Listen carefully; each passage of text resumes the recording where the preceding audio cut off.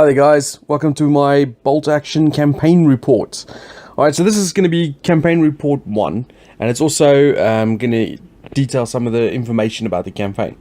So a friend of mine from the club, local club, Chris McPhee, here's a picture of him, has came up with an idea of doing a campaign at the club for a couple of the bolt action guys. So there's 6 of us playing, and we wanted to do 3-on-3, Allies versus Axis, and we wanted to make it, or Chris wanted to make it a thematic campaign.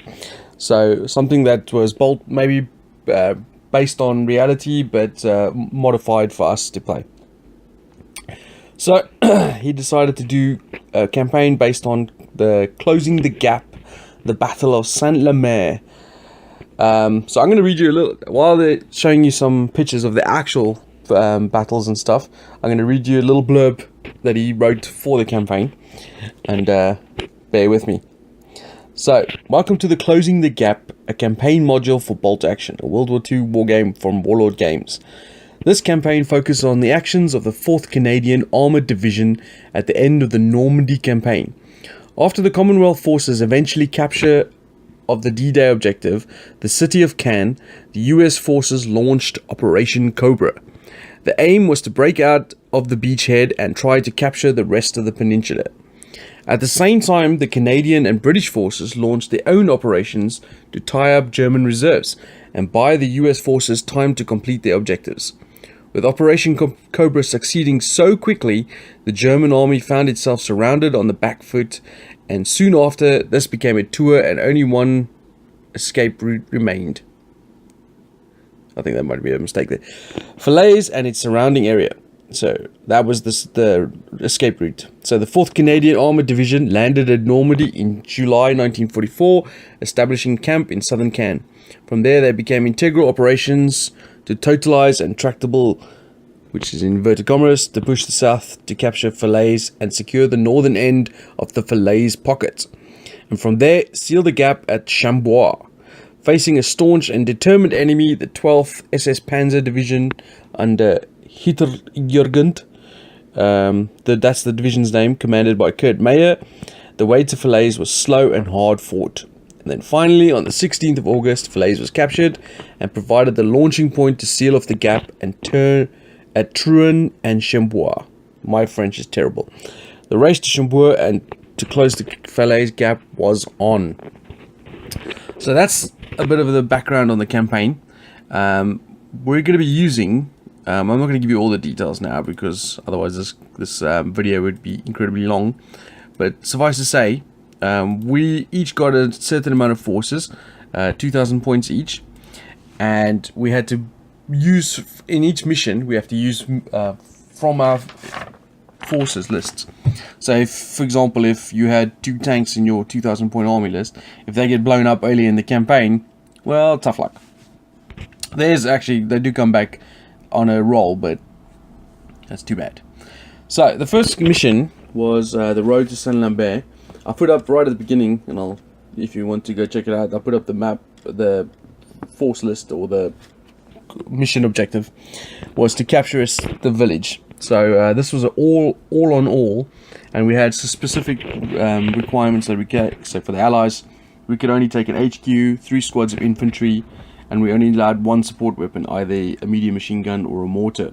And the Germans had similar restrictions. They started in the city or village already, and we had to push on. So it started off with me. Oh, by the way, the Allies didn't actually have any Canadian forces in our recreation, so we're using British, American, and Russian. So just use your imagination. All against Germans. So the Germans controlled the village, and with Bennett and Glenn starting off there, and then me and Dee provided the initial push with John as our reinforcements, and then with Chris as the reinforcements for the Germans. And it was quite a bit of a slog. We had to push because obviously with only infantry attacking a defended position, it's quite tough. So we tried to we had an artillery bomber to begin with, which got rid of the German spotter, which was quite hilarious. But we tried to push hard onto one section of the Russians, pushing down the road on the right hand side of the village, pushing hard onto the building, trying to pin it down, keep them pinned down while the Americans moved through the open grounds. As you can imagine, it was not as easy as I'm making it sound there. We got held up at certain areas, the Germans counter-pushed, and then finally when the German and British reinforcements arrived, it became a bit of a grind right in the middle of the actual fields. My forces, the Americans, were getting pinned down to heavily. I had one crucial foobar roll as well, which shot the back of one of my units. D was getting shot to pieces on the right by the villagers, and then when McPhee came in, the orders broke down, and we chose wrong options repeatedly until eventually we were pushed out of the village, and the Allies had to retreat with a really bloody nose. Now, but this particular battle report, we didn't actually take. This was just a sort of a meeting engagement, so we didn't have to take any casualties on our force lists. This was just scouting patrol, if you like. So the Germans won this, and then the way the campaign works is going to be based on a sliding scale. So every time the Axis win or complete their objectives, they move up this morale tracker. Every time the Allies complete their objectives, they will move down the morale tracker. If we can get them down to a certain point on the morale tracker, we win the campaign. Obviously, suffice to say, if they move up too far, then they win the campaign. And it was a pretty intense battle. I mean, I found me and Bennett played an infantry game not so long ago, and just infantry on infantry is actually a very tactical game in bolt action, because you can get hunkered down, and it's really hard to shift them unless you take the bull by the horns, which is really scary to do, because it's easy to lose an entire squad in no time in bolt action. So without mortar support and medium machine guns and things like that, it's really difficult to shift units, especially in buildings. That -2 cover, -2 to hit, is just a really big obstacle. But nonetheless, it was fun to begin the campaign in this sort of fashion. We had a big 3-on-3 game, and then the second round we're going to move on to where basically we all do 1-on-1. We'll all do the same mission, and for that mission I'll put up a picture of the mission as well. We'll all do the same mission, but for example, I'll be playing Bennett, McPhee will be playing John, and D will be playing Glenn, I believe, for round 2.